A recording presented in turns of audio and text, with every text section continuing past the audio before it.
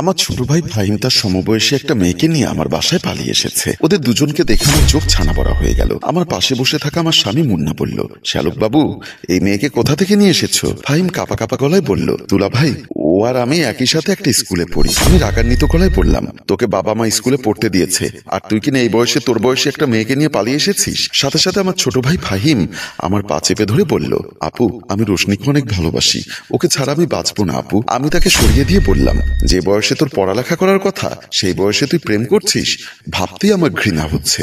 আমার কাছে প্রশ্রয় না পেয়ে সে তার দুলাভাইয়ের পা চেপে ধরে বলল, দুলাভাই, আপনি আপুকে একটু বুঝিয়ে বলুন, ওকে না পেলে আমি করব। ছোট ভাই ফাহিমের মুখে এমন কথা শুনে আমি আটকে উঠলাম।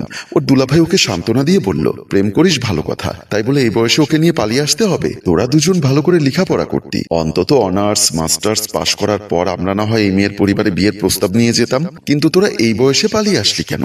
তখন রোশনি নামের মেয়েটি কেঁদে কেঁদে বলল, কেন আমি ওকে নিয়ে পালিয়ে এসেছি সে কথা শুনবেন? আমি বললাম, বলো। তখন রোশনি নামের মেয়েটা বলল, গতকাল স্কুল থেকে এসে ড্রয়িং রুমে ঢুকতেই দেখি আমার বাবা একজন মহিলা এবং ওনার পাশে একটা প্রতিবন্ধী কানা ছেলে বসা। আমাকে দেখে বাবা বলল, মা রোশনি, একটু এদিকে আয় তো। আমি ওনাদের কাছে গেলে বাবা আমাকে সোফায় বসতে বলে বলল, এই যে আপা, এটা হচ্ছে আমার মেয়ে রোশনি, সে এবার নিউটেনে উঠেছে। ভদ্র মহিলাকে দেখে মনে হলো উনি অনেক পয়সাওয়ালা, হাতে কানে গলায় সব দামি দামি গহনা। উনি আমার দিকে তাকিয়ে বলল, মাশাআল্লাহ, মেয়ে তো একেবারে পুতুলের মতো। তারপর ওনার পাশে বসে এক চোখ কানা ছেলেটির দিকে তাকিয়ে বলল, বাবা সাইফুল, তোর কি মেয়ে পছন্দ হয়েছে? চোখ কানা ছেলেটি আমার দিকে এক চোখে ফেল ফেল করে তাকিয়ে বলল, মাশাআল্লাহ আম্মা, আমার এই মেয়েকে পছন্দ হয়েছে। সাথে সাথে আমার বাবা বলল, আলহামদুলিল্লাহ, তাহলে আপা আমরা বিয়ের কথা পাকাপাকি করে ফেলতে পারি। ছেলেটির মা বলল, আমার এবং আমার ছেলের পছন্দ হয়েছে, এখন আপনার মেয়ের পছন্দ হয়েছে কিনা সেটা তো একবার জিজ্ঞাসা করুন। ওনার কথা শুনে আমার বাবা বলল, যেখানে আপনি এবং আপনার ছেলে পছন্দ করেছেন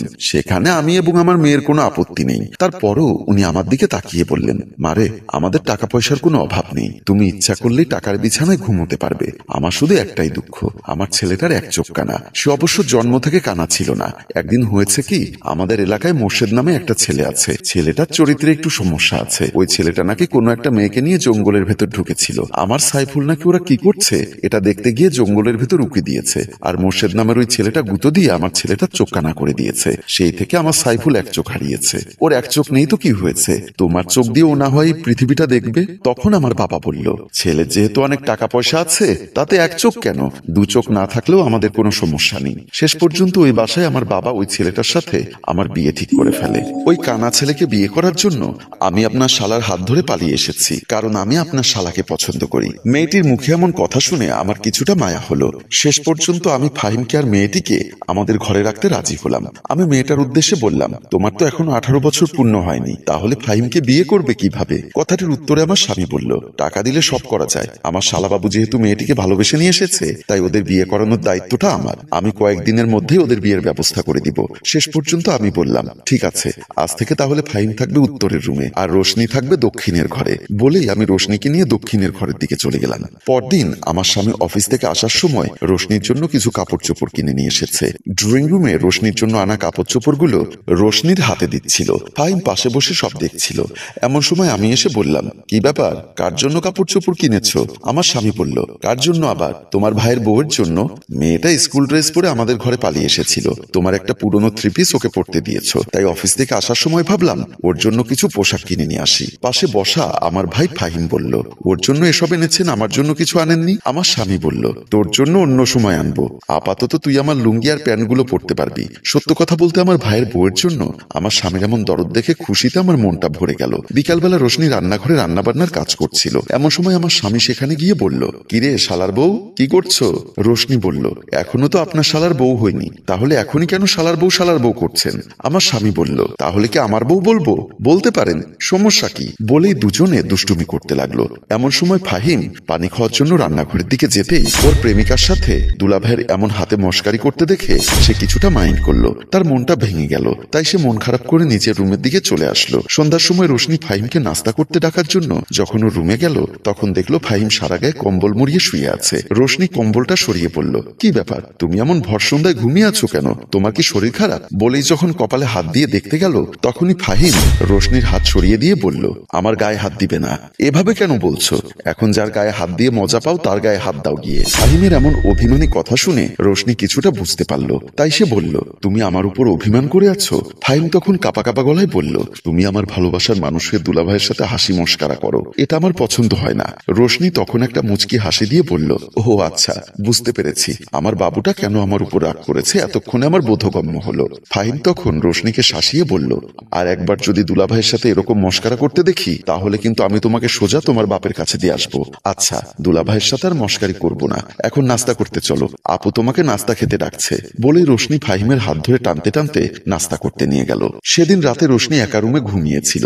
এমন সময় আমার স্বামী সেখানে চুপি চুপি ঢুকলো।